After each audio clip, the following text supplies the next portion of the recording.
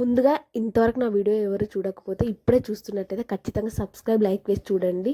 అందరూ సండే రోజు ఏదో ఒక నాన్ వెజ్ వండుకొనే ఉంటారు. వండుకొని వాళ్ళు ఉంటే మీరు ఏం చేసుకున్నారో కామెంట్ చేయండి. వండుకున్నా కానీ మీరు ఏం వండుకున్నారో కామెంట్ చేయండి. ఈరోజు అయితే మేము ఏం వండుకోలేదు, నేను తినట్లేను కాబట్టి ఈవినింగ్ స్నాక్స్గా వెజ్ మంచూరియా చేశాను. కానీ మామూలుగా టేస్ట్ రాలేదండి, చాలా అంటే చాలా బాగా వచ్చింది. అలానే క్యాబేజ్ తినే ముందు వెజ్ మంచూరియా తినే ముందు కూడా కొంచెం భయమైంది. ఎందుకంటే క్యాబేజీ ఇది క్యాలీఫ్లవర్ ఇలాంటివి తింటేనంట ఎక్కడో బాబుకి తలకాయ దగ్గర ఏదో పురుగు లెక్క వచ్చేసి చనిపోయాడంట. అందుకే నాకు చాలా భయమైంది. మొత్తం ఆ కాడ దగ్గర ఉన్నదంతా తీసేసి కట్ చేసేసేసి సన్నగా చాప్ చేసేసుకొని చేశానండి veg Manchuria. Second time first time కొంచెం ఫ్లాప్ అయింది.